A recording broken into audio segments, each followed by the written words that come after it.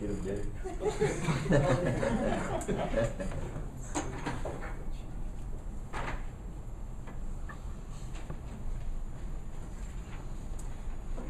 Hi, Dave. Hey, good to meet you, Dan. Thank you. First off, let's unpack a little bit about Dan Toussaint. What do you do for a living, and why do you do it? I'm a professional recruiter. I recruit in Northeastern Ohio for companies looking to grow.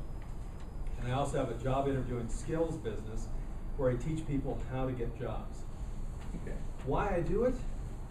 Well, that's what my wife wants to know every day.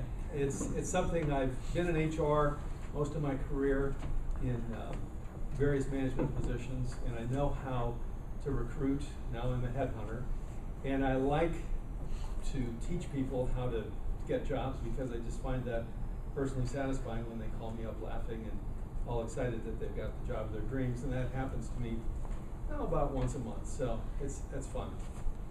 Now, do you have any specific event in your career or in your life that brought you to Toastmasters, or did you just want to improve your skills? Or Yeah, actually, I joined Toastmasters in a land far, far away. It was like 30-some years ago.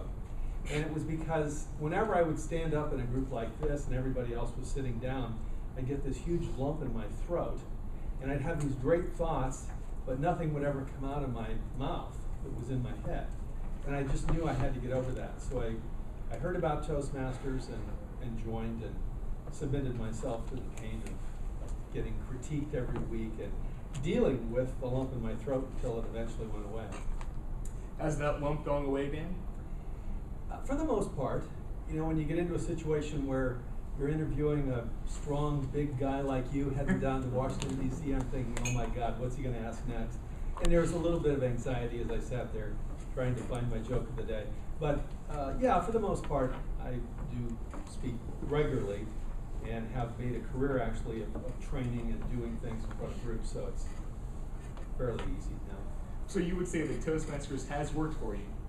Toastmasters has been a great experience for me, and it's actually been a two-part kind of thing. I was in it for about 10 years in a club in Canton, and then rejoined it about 3 years ago. And very different experiences, but it's been fun both times.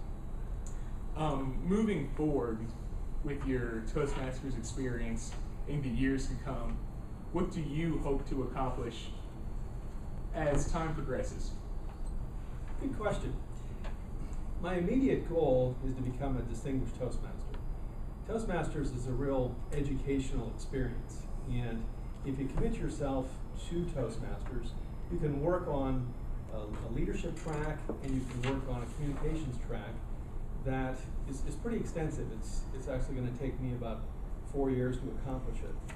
But right now I have a plan to accomplish it by November of 2013.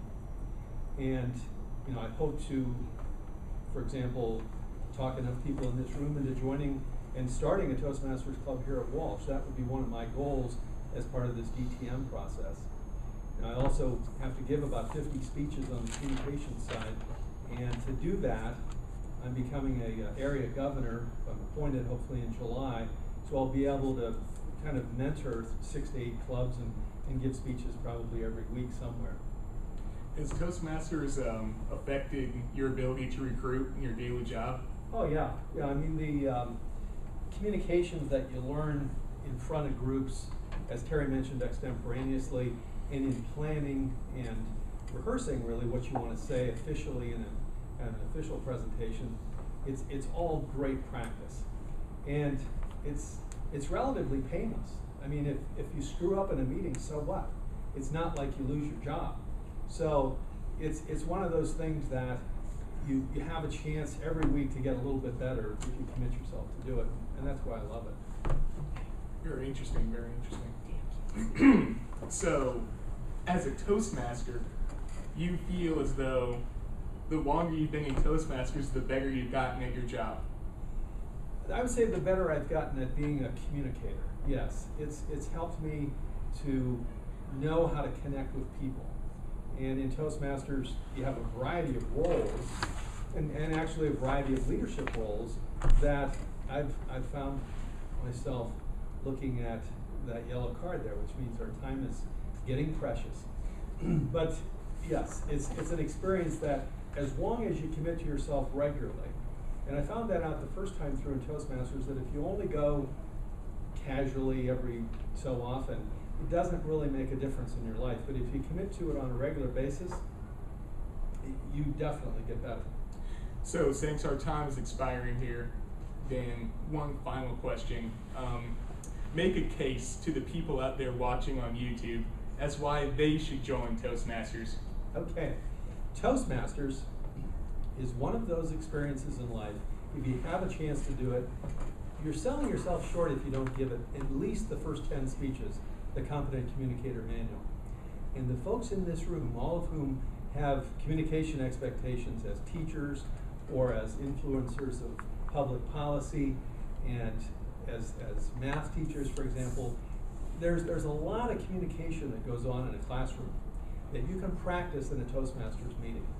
And so I challenge all of you to think about this as an opportunity, a relatively inexpensive, time-efficient experience that has been great for me, and I know will be great for you. Thanks a lot, Dan. Thank you.